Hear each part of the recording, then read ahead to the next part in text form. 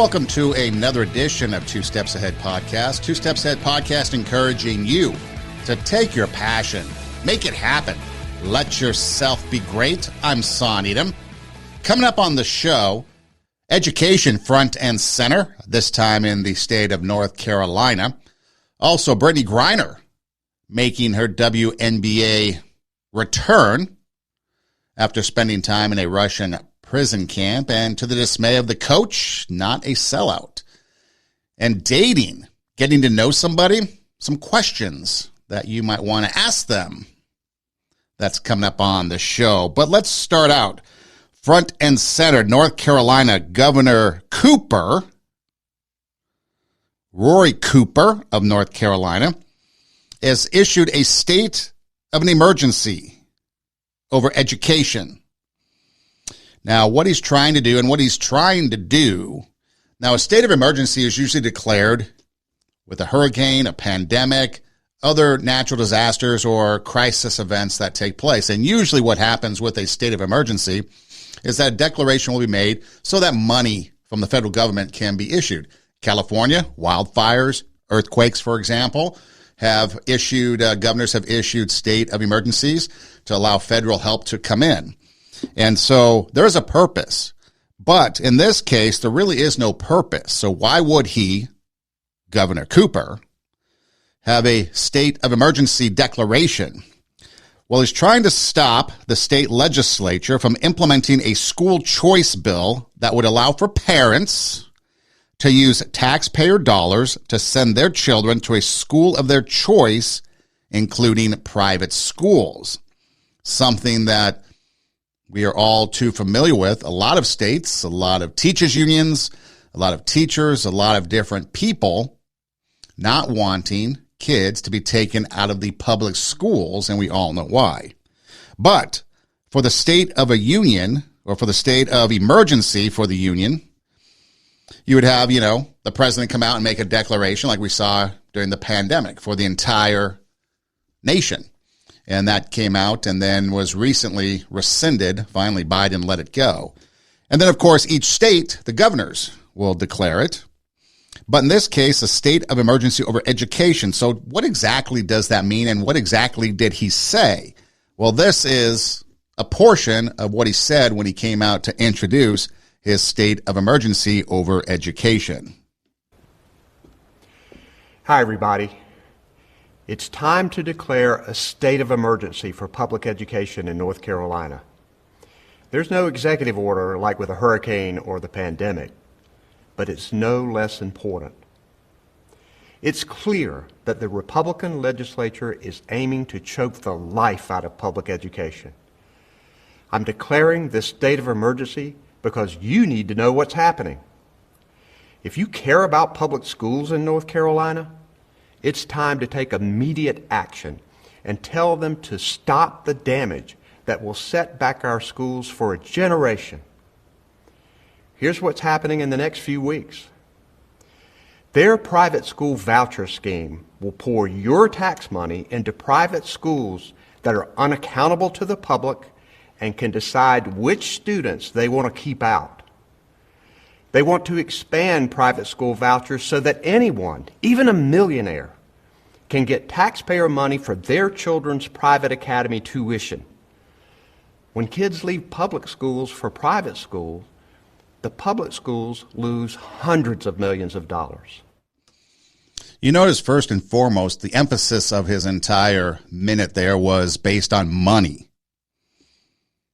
Millionaires can use taxpayer-funded dollars, vouchers, scholarships to send their kids to a private school. I didn't realize that millionaires were exempt from the same rights as everybody else. In fact, Roy Cooper, the governor, he has a net worth of over $2 million. So again, another rich person lecturing those that would benefit the most from it. And by the way, his kids have gone to private schools. So no executive order, which means nothing's going to be enforced. He talks about damage being set to schools, and schools going to be set back for a generation. We'll take a look at that. Unaccountable to the public, well, that's exactly what it becomes. Public schools lose money. Again, that's what it becomes about: money, power, and influence. So as parents take their kids out of the failing public schools, what you get is a vacuum. People are now going to the private schools. Teacher unions are not allowed in the private schools. Private schools don't have them. So public officials, teacher unions, you name it, they lose power, they lose money, and they lose influence. And again, it goes back to teachers unions. So what's so bad with allowing kids that a lot of them are going to come from the inner cities? A lot of them are going to be minority kids. A lot of them are going to be on the lower end of the socioeconomical spectrum. So you're talking about low income. But yet that's a bad thing, according to the governor. State of emergency is what he declares. So North Carolina Senate Bill 406, named the Choose Your School, Choose Your Future bill, would eliminate income requirements to any student that applies for a scholarship, which would then cover up to 45% of tuition at a school of the person's choice, the student's choice. So up to 45%. So it's not 100%, it's 45%. So again, Governor Roy Cooper. We have more than 5,000 teacher vacancies in kindergarten through 12th grade classrooms, leaving tens of thousands of students without a qualified educator. Our students deserve good teachers. That's why instead of tax breaks for rich folks and private school vouchers, I proposed a pay raise of 18% over the next 2 years, because our teachers deserve better pay and more respect. But the legislature wants to give them neither one. In fact, the Senate has given veteran teachers a $250 raise spread over 2 years. $250. That's a slap in the face, and it'll make the teacher shortage worse. So again, he talks about money. He talks about teacher vacancies, but we all know money and more money for teachers isn't going to solve the problem. Money alone isn't going to solve the problem. We know there's more to it. Teachers leaving and these vacancies because they're sick and tired of everything else that goes on. And some people even say no amount of money will keep them in education, keep them teaching. And I got more on that coming up in a minute. He talks about throwing more money at them, 18%, whatever. He talks about how you have to be able to create an environment that allows for teachers to do their jobs. Okay. Now think about this. He became governor. He was elected governor in 2016, reelected in 2020. Okay. Now we all know through the pandemic, education sucked and everything went down. Even to this day, it's still kind of ramping up again as far as education, testing, students getting back into the classroom. So post-pandemic, there's still a whole lot of skewed or maybe not even real data that people look at because, again, you're making up for something that was completely out of this world, the pandemic. But let's take a look at some of the things as far as numbers go, performances, academic performances that happened during his first term as governor. Okay. But before we do that, the key to this whole thing is the fact that North Carolina, the state legislature, now has a veto-proof majority for the Republican Party. The governor is a Democrat. So basically the governor has been left powerless. He's tried to veto some things like a abortion ban bill, and it was overridden by the state legislature. He tried to do something else and veto it. It was overridden by the state legislature. So North Carolina and the GOP enjoy a veto-proof majority, so they can pretty much get their way. So the whole stunt is because he's powerless. He's powerless to do anything. He can veto anything he wants, but it's going to get overridden, especially something if all members of the GOP go along with it. So again, the stunt has nothing to do with education or kids. It has everything to do with the lack of power that he has, and therefore his lack of influence, and the fact that he's trying to make a name for himself because he probably has grander ambitions. But again, you've got a situation that typically deals with inner city kids. You got inner city kids that are typically minority, if we want to call them even that these days. You know, why are we calling minority? Kids should just be kids. And then, of course, lower income. So why do politicians and others want to keep kids from getting ahead and having a better life? Another question. Well, part of it's because they're just pawns in a game, a political game, a political ideology. Doesn't benefit the kids. It benefits those that are trying to make laws. So I'd ask you, what is wrong with having school vouchers? What is wrong with allowing kids to have the choice to go to a different school, especially if they feel the one that they're going to is failing them? I mean, math proficiency in North Carolina is 41%. The National Assessment for Education and Progress, they give out, testing every year for 4th grade, 8th grade, and 12th grade. Now, pre-pandemic numbers I have here. The post-pandemic numbers, they're really not available, like I said, because of tests not being given during that time because there were school closures. Data is incomplete. However, every place you look, you see that the national trend is trending down. That proficiency is getting even worse. But let's take a look at it, okay? Proficiency. Remember, the governor of North Carolina, Roy Cooper, who has just declared a state of emergency, he was governor elected in 2020. So the percentage of North Carolina students scoring at a proficient level or higher. 4th grade reading. In 2017, 39% were proficient or higher. It dropped to 36% in 2019. So as the governor enters his governor's mansion at the start of his first term, reading proficiency then begins to drop by the end of his first term. How about 8th grade reading? Stayed flat, 33% in 2017 and 33% in 2019. 4th grade math went from 42% in 2017 to 41% in 2019. Again, drop of a point. 8th grade math actually improved a little, went from 35% in 2017 to 37% in 2019. So again, you got a little bit of movement in the positive for 8th grade math, but everything else is flat or declining. And again, that was pre-pandemic, and we all know now that post-pandemic numbers are just crashing. But again, not thorough enough to, be so judgmental because you are dealing with some extraordinary circumstances.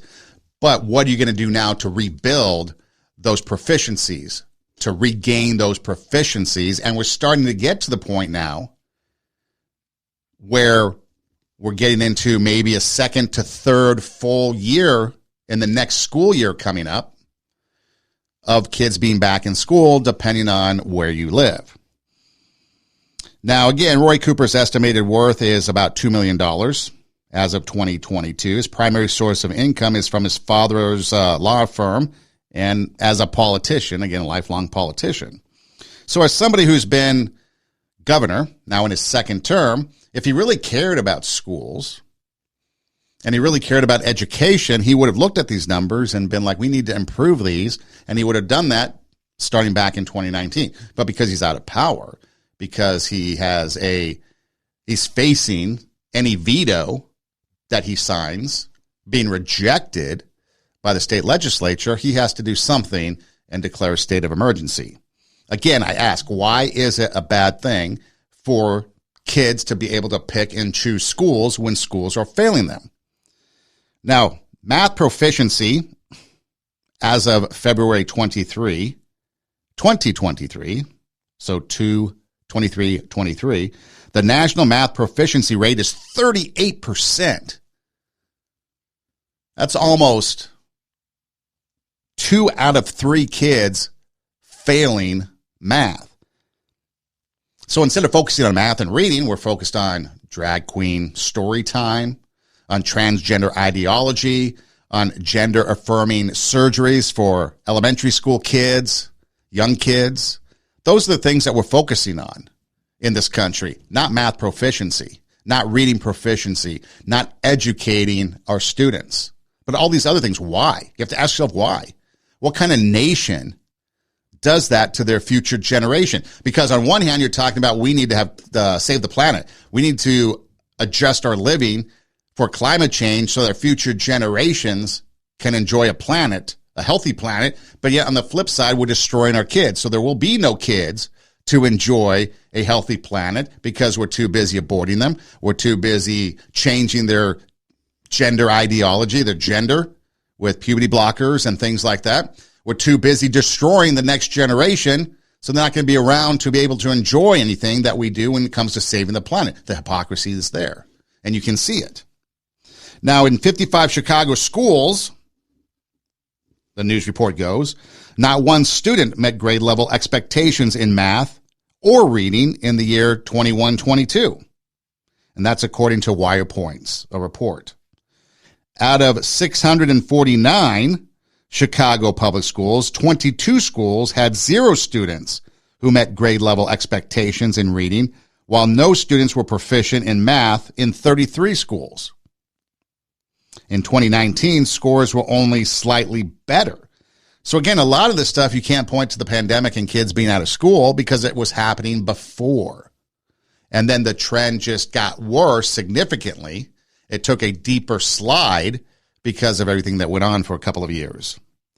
Now, statewide, Illinois had 30 schools, no students read at grade level, and in 930 schools in Illinois, only 1 in 10 students met math or grade level expectations.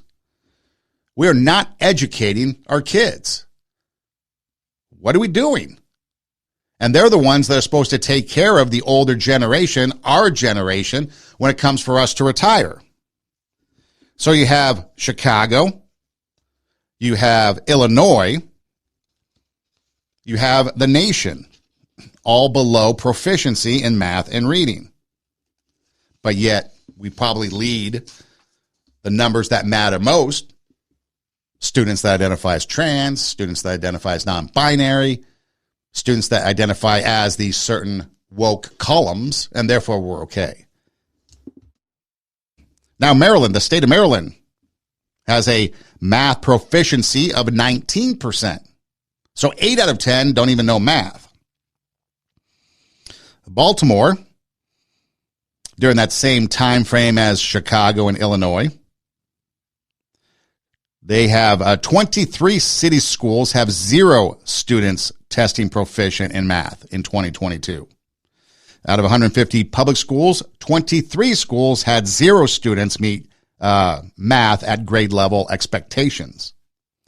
Only 7% of 3rd through 8th graders in Baltimore public schools met grade level expectations in math in 2022, according to the Maryland State Department of Education. One Baltimore resident commented, "It sounds like these schools have now turned into essentially babysitters with no accountability." So, North Carolina. And North Carolina now is, I guess you could say, a conservative red state, even though the governor is a Democrat. State legislature is a blue state. Is Republicans. So that is a, red state, a blue state, Illinois. It shouldn't matter politics. Politics shouldn't matter. Education should not be political. It should be about educating, about getting kids to learn math, reading, maybe even some sciences. What happened to the day when we had people that wanted to be scientists, businessmen? Remember when Congress, maybe not because depending on what social studies and history classes you took, but once upon a time, this country was founded on the founding fathers were businessmen. They were scientists. They were teachers. They were doctors. They were all different types of people, farmers. Now everybody's a stinking lawyer. And so all they do is sit on Capitol Hill and figure out ways to manipulate laws or to create new laws to benefit themselves. So again, you have Illinois, you have Maryland, you have North Carolina. Well, to be fair, how about another red state? Nebraska. Omaha, Nebraska students, only 28% were found to be proficient in English and language arts. 20% proficient in math. So that's in the big city, not the capital, but the big city of Omaha. In the whole state, 48% of students proficient in language arts. 46% in math. Again, sub 50%. Half of the students don't know math or English at grade level. So it doesn't matter where you go in this country. You can be in the Midwest, conservative state, liberal state. You can be on the East Coast, conservative state, liberal state.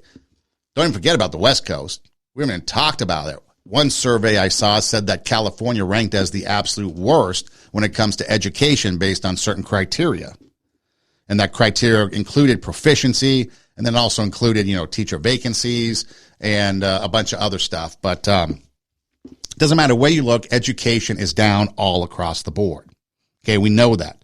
But yet when legislatures try to create an environment to benefit students, especially students that might be in the inner city, again, lower income, minority students, students that they're supposed to be crusaders for, they come out with a emergency declaration saying that's a bad thing. Take notice, because money is going to go from the public schools, the unions, the teachers, to private schools.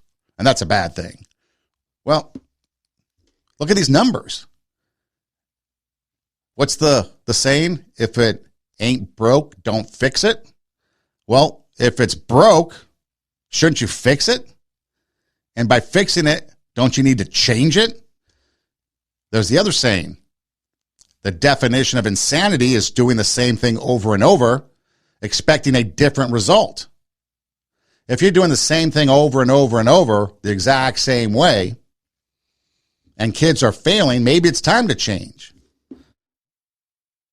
Maybe it's time for competition so that teachers will step up. Now, granted, there's a lot of teachers out there that are doing very good, but there's some that are mailing it in. Let's just be honest. And inner city kids are the ones that are suffering. Kids in public schools are suffering. Now, there's a lot more that contributes to a lack of education. Obviously, parents are a big part of it. Parents' responsibility. They need to be involved in this. But again, you have parents fighting school boards over what's being taught.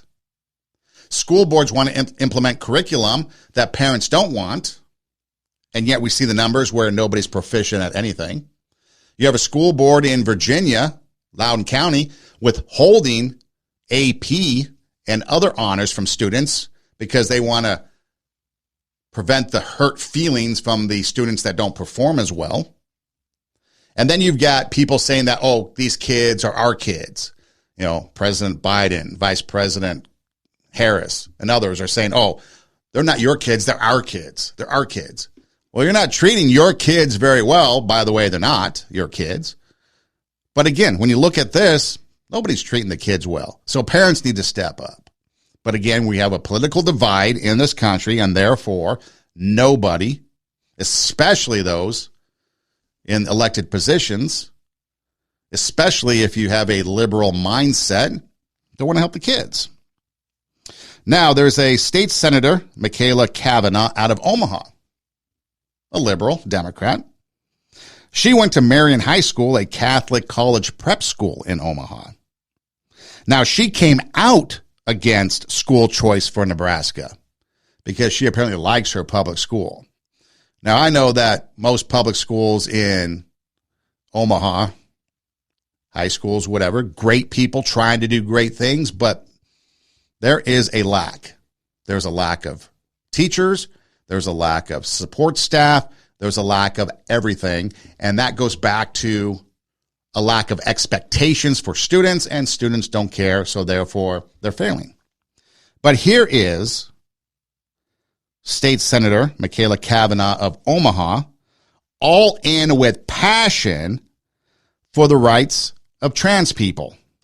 We need trans people. We love trans people. Trans people belong here. We need trans people. We love trans people. Trans people belong here. We need trans people. We love trans people. Trans people belong here. We need trans people. We love trans people. Trans people belong here.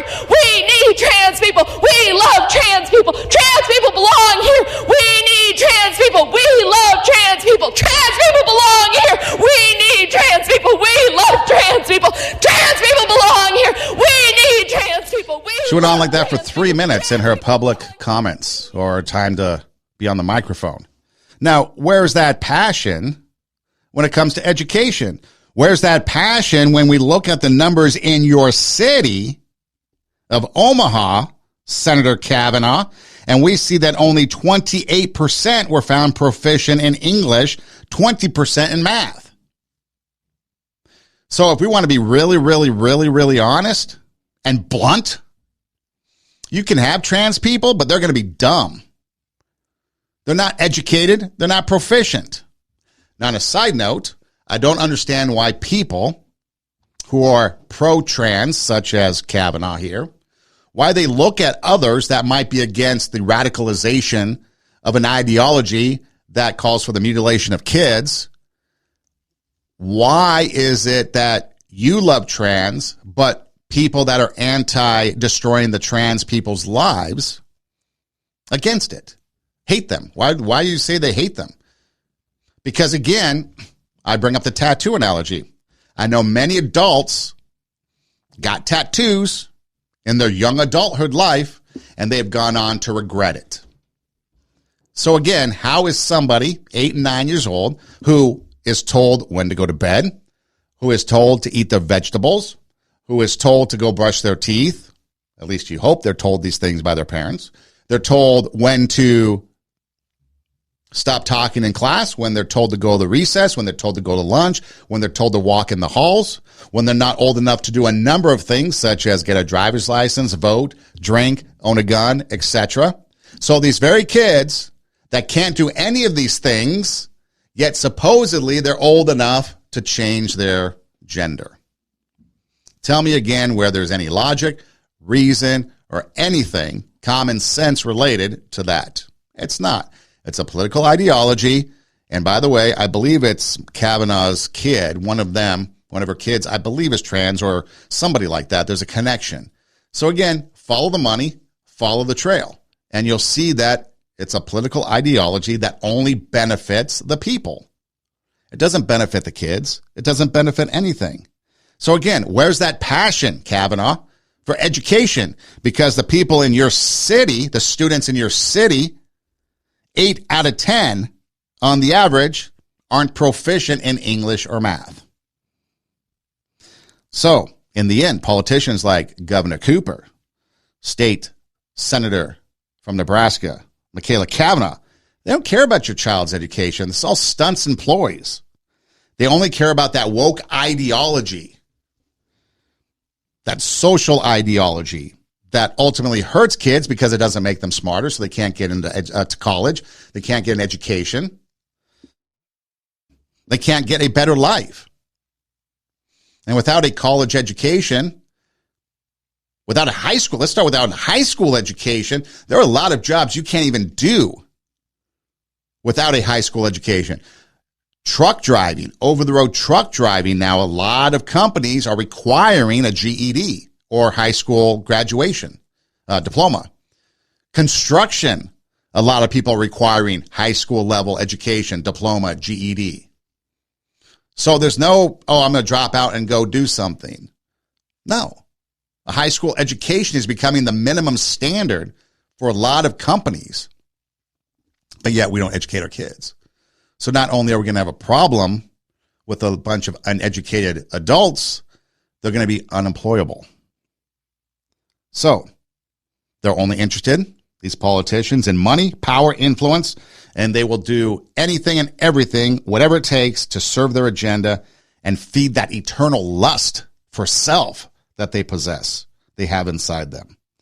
So you might ask yourself, why are teachers leaving the classroom in mass exodus? Well, Governor Cooper says if we throw 18% more money at them, they will stay. Really? Well, let's ask a teacher. It's no surprise to anyone that we have a major teacher shortage this year. Teachers are walking out of schools this year at an alarming rate. And you want to know why? I'll tell you exactly why teachers are quitting. Coming home mentally, physically, and emotionally exhausted. Some teachers are coming home having endured being hit, kicked, bit, slapped by students. And we're exhausted to the point where we can't even take care of our own kids because we are so drained at the end of the day because of all the stuff we're dealing with at school this year. The kids this year, they don't know how to play with each other. They don't know how to stop playing with each other. They don't know how to sit down, be quiet, to not call their teacher's name 100 times.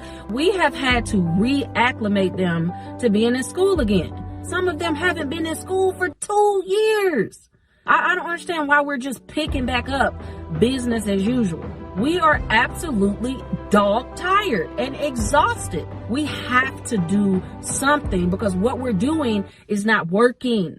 We got admin and district officials shouting practice self-care while continually adding a million things to our plates. If y'all really cared about us practicing self-care, we wouldn't be made to feel bad when we need to take a mental health day or when we have to take a personal day off. I mean, you got teachers out here coming to school mentally sick, coming to school physically sick, because their admin make them feel bad if they have to miss a day because there's a teacher shortage. I shouldn't have to sacrifice my health because y'all don't have any teachers. Our prep time is gone because there's a teacher shortage and a substitute teacher shortage. So 9 times out of 10, we are having to cover a class during our prep period. So when am I supposed to lesson plan, grade these papers, get prepared for teacher observations? And I don't even know why y'all are still doing teacher observations.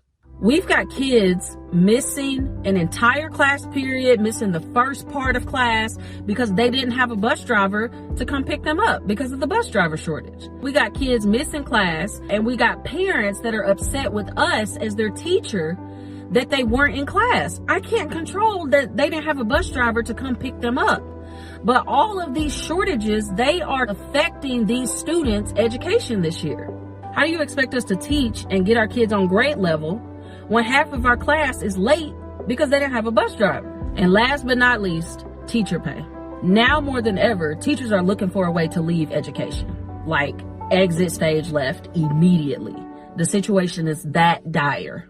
There are a lot more jobs that pay way better than education, and you don't have to deal with crazy parents and power-hungry admin or district officials that have not seen the broad side of a classroom in about 20 years. The sad reality is there are so many teachers in this country that can't afford to pay their bills because they make so little money being in education.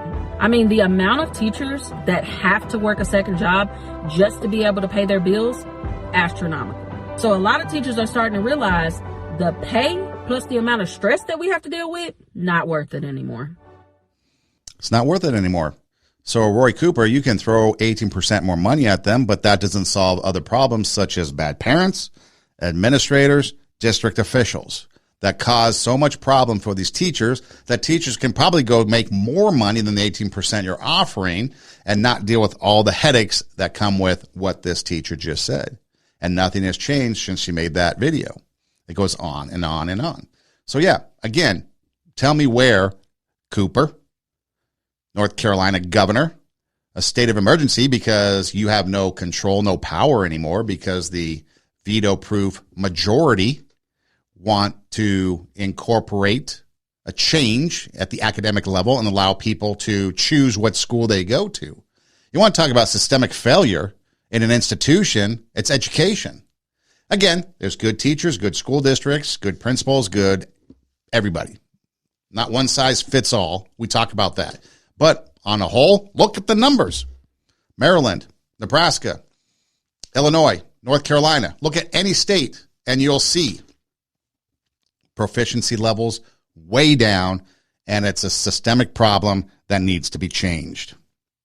Now, Brittney Griner, you may know her from her time in a Russian prison camp. She went to Russia, smuggled in some cannabis vape cartridges, got arrested, felony, admitted to it, spent 10 months in a federal or a Russian prison camp, and then ended up becoming free because Biden gave up a notorious arms dealer for a WNBA player.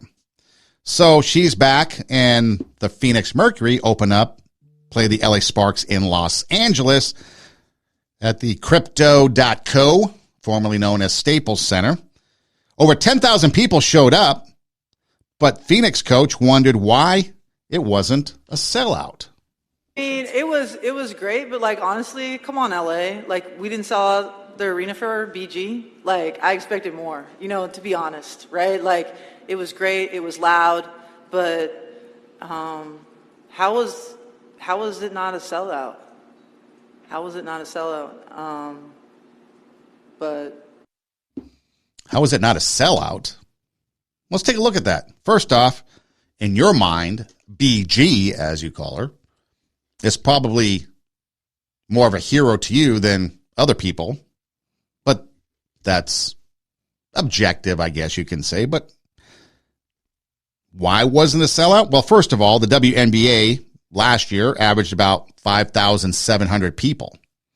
Seattle Storm, they averaged the most, close to 10,000. Indiana Fever, the least, at about 2,000 to 3,000 it was. But on the average, about 5,700. The game was played in Los Angeles. The Lakers, they were still in the playoffs. So if you're going to spend money to go see opening day for the WNBA or the Lakers in the NBA conference finals or whatever they're playing, you're probably going to go and watch the Lakers play, not the WNBA. And then Brittney Griner. Is that a draw because she spent 10 months in a prison camp in Russia for committing a felony? We're supposed to rush out and sell out 20,000 people to go see her? I don't get it. Convicted felon. She was freed because Biden traded an arms dealer for her. She has a history of anti-American rhetoric. So again, what's the draw to go see BG? It's not shocking that it wasn't a sellout. In fact, what's shocking is that 10,000 people went, which is, I think, 4,000 or so more than what typically goes to a Sparks game in Los Angeles. I think it's somewhere between 6,000 and 7,000 on the average last year. Now, Griner did have a change of heart about the national anthem. Remember, she was anti-national anthem. But since she's returned from that Russian vacation, she is, quote, as saying that it hits different. Now, she respects it, apparently, but we'll see just how long that lasts.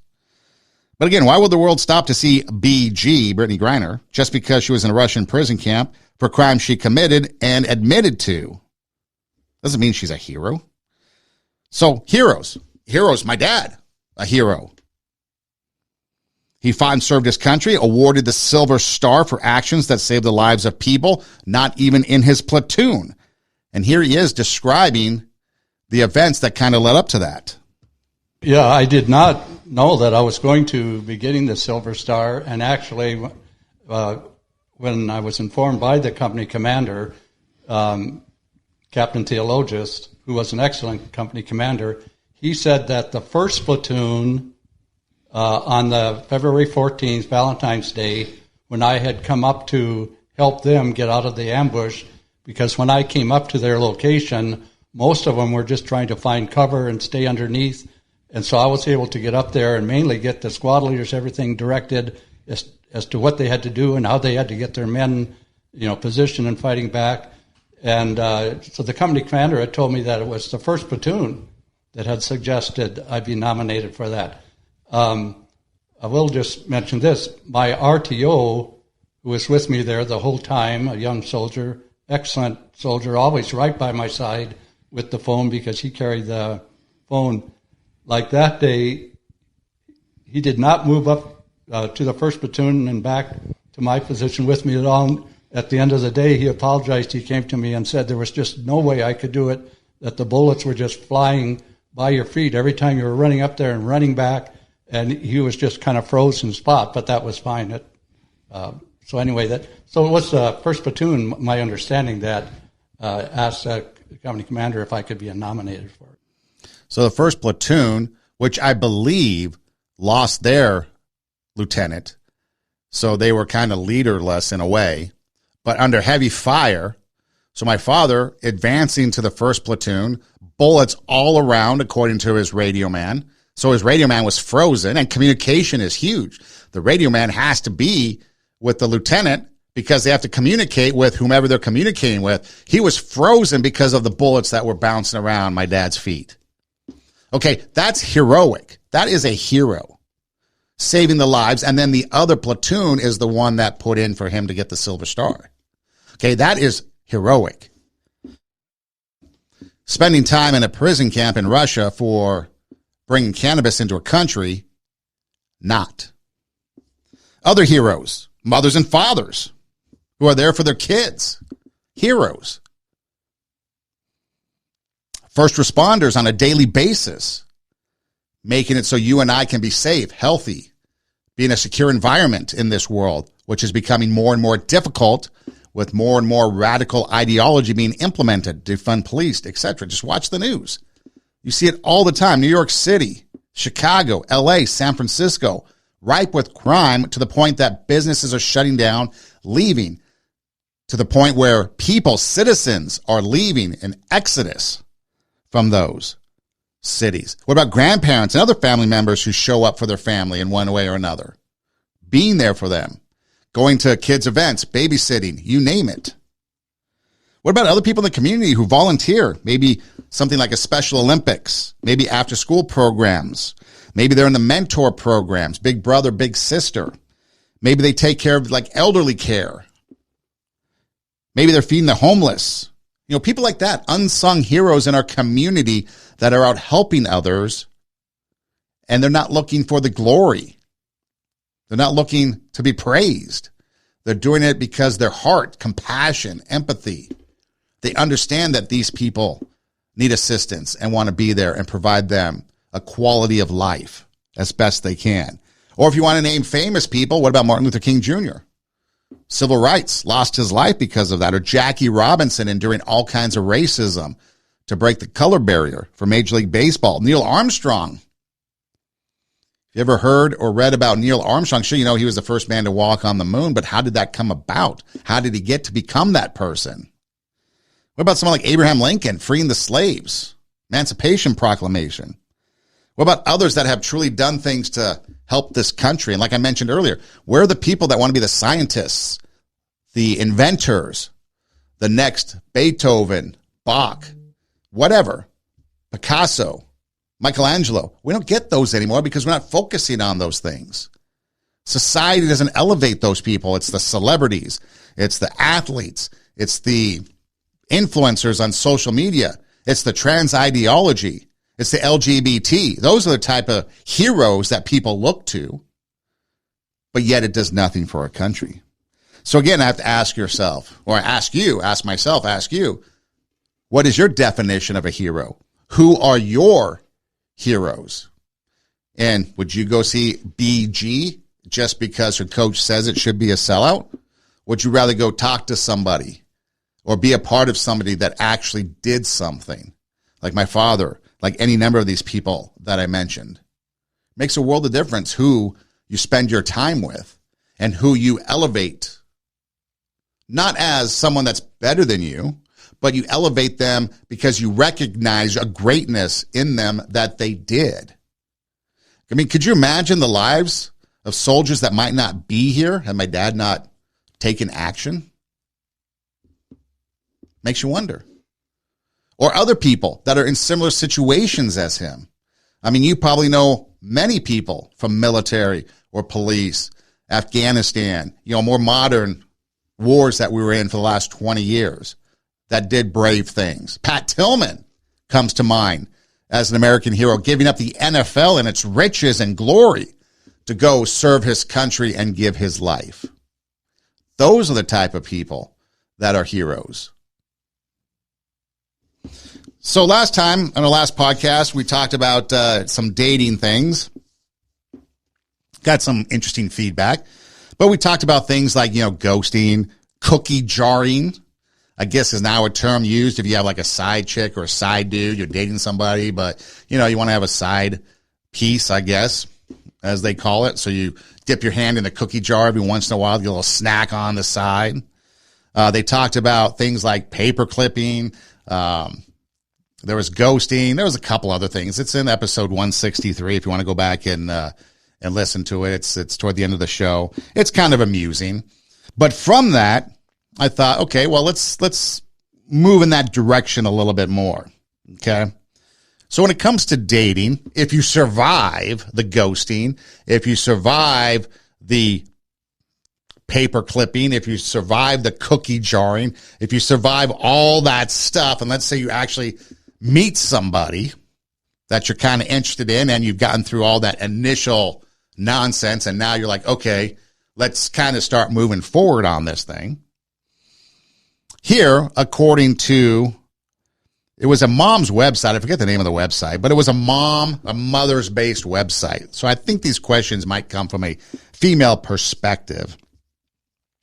But these flirty questions, a bit naughty, will make your intentions clear to your crush.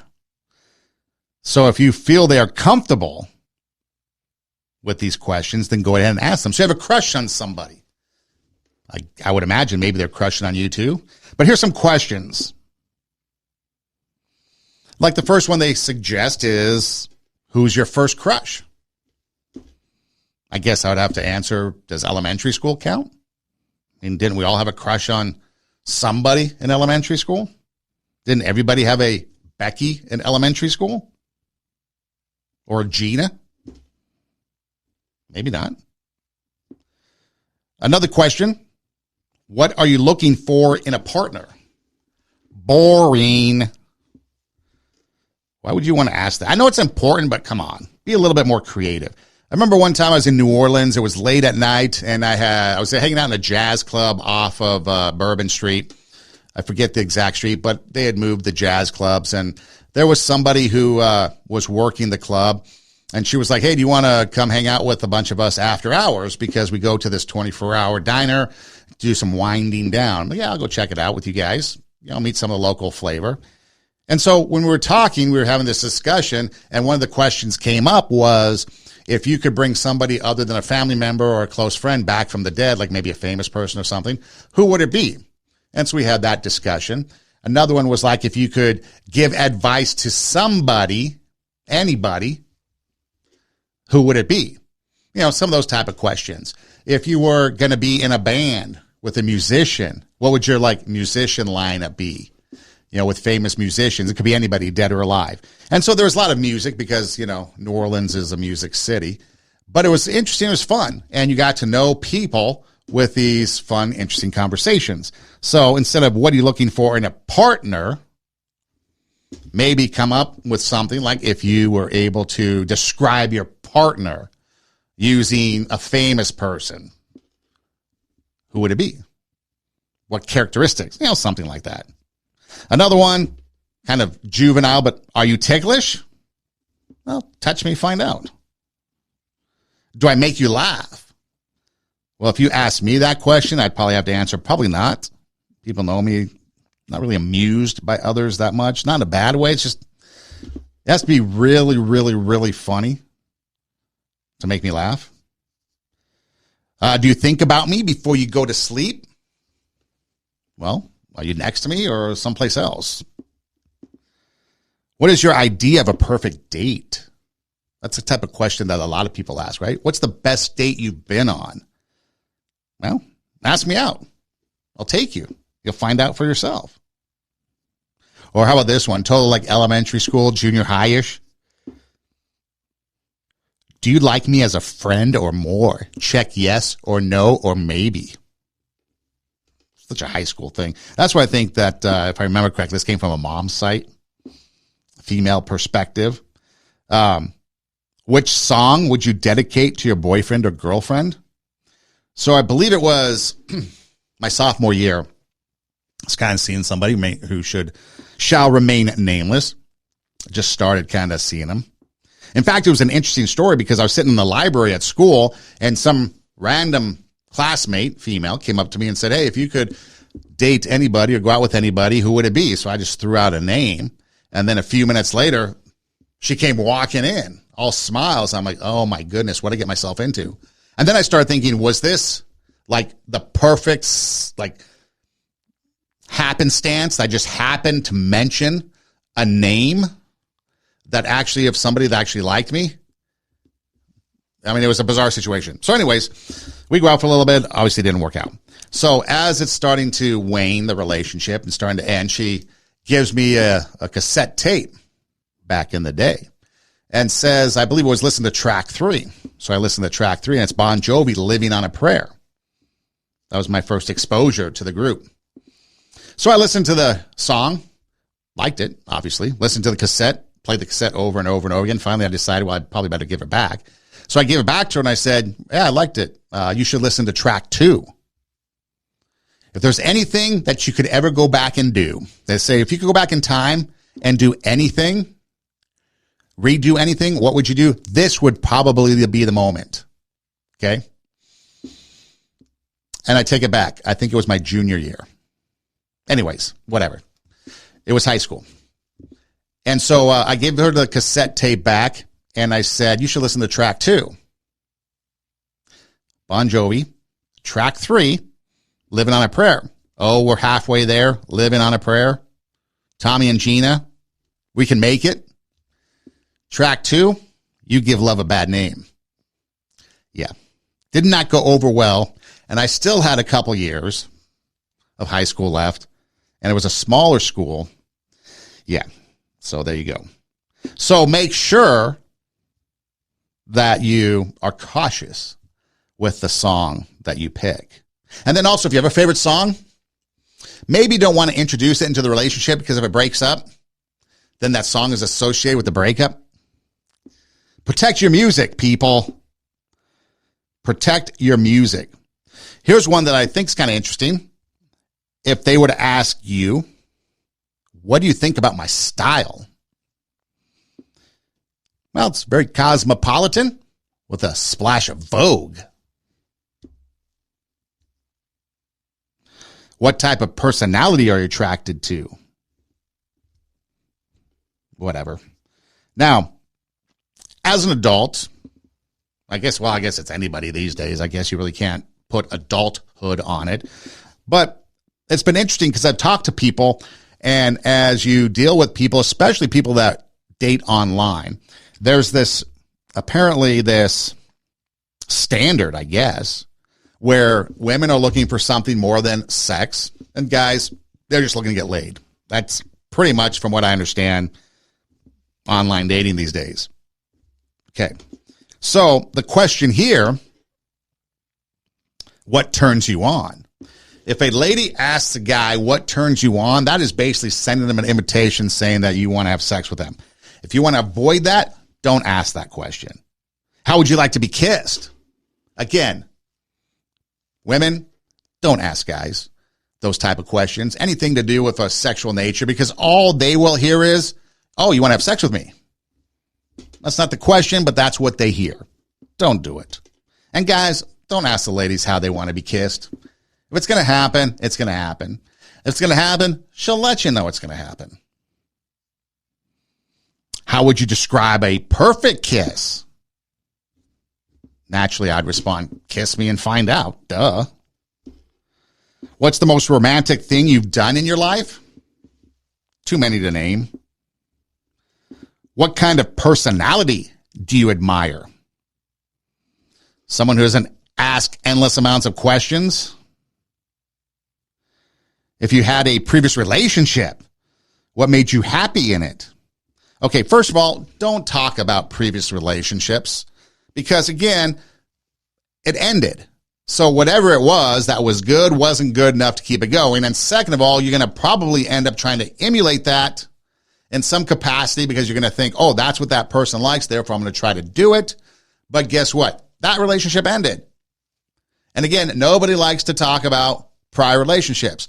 Now, again, maybe you've been out a couple times and it comes up. Maybe you're older in life and you were married and there's a commonality of like, hey, we're both divorced, whatever. Okay. Yeah, there's some curiosity because, hey, maybe you want to find out, that my life isn't as bad as yours because your marriage dissolved worse than mine, whatever.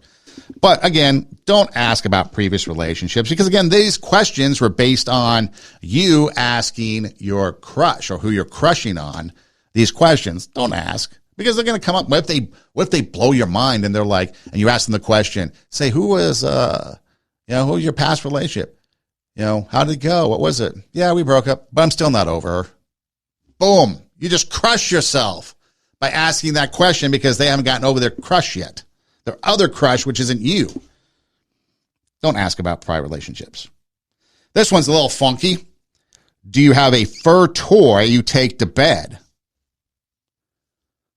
We talking like a teddy bear? We talking like an adult that dresses up as a furry? Am I going to dress up as Little Bo Peep and you be my lost sheep? Yeah, I really don't get that one. But again, be careful what you ask for, because we know in this world, you ask that question, I don't think hope at the bottom of Pandora's box is going to save you, because you might get something wacky, nutty, especially if you met this person via the internet and you know nothing about them. Do you take something furry with you to bed? And then, of course, this one, would you prefer to be called cute, hot, smart, or sexy? Duh. I'm all of them. Questions asked, questions answered. Now you know all about me. Hey, so again, as we wrap up, education. It's important. When it comes down to it, it is important. There have been so many doors that have opened up for me that would have never opened up if it was not for my education. So I'm an advocate of education. Now, education doesn't necessarily always have to be book education. It could be a practical application. It could be like what they used to call blue collar jobs. Well, maybe you want to be a mechanic, maybe a plumber, maybe an electrician. So you're not going to go to the traditional colleges to get your education. Maybe you want to start your own business. So you become like maybe a apprentice. Maybe you are an expert in something. So you become a mentor towards somebody and train them.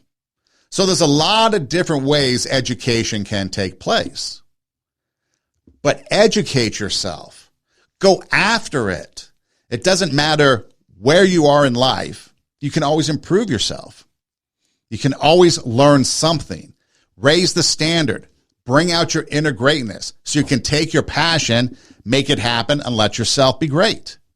Pick those people that are truly heroic, people that have actually done things, not for themselves, not to quest their lust of self, but genuinely have done it for other people that may have included a sacrifice or no publicity, no self-recognition. Idolize those people. Learn about them. Associate yourself with them. Those are the type of people that we should be calling heroes. And finally, if you're putting yourself out there and you're dating, good for you. Enjoy the ride. There's going to be the ups. There's going to be the downs. Like Aerosmith said, life's a journey, not a destination. Enjoy the flat tires. Enjoy the going topless down PCH with the ocean breeze in your face. Enjoy it all and try not to get too heartbroken. And hopefully you will find the love that you are looking for. This is Two Steps Ahead podcast, encouraging you to take your passion, make it happen, let yourself be great. Hey, check us out on our website, radiowarp.com. That's radio, W-A-R-P, radiowarp.com. Click the Two Steps Ahead podcast logo. All of our shows pop up.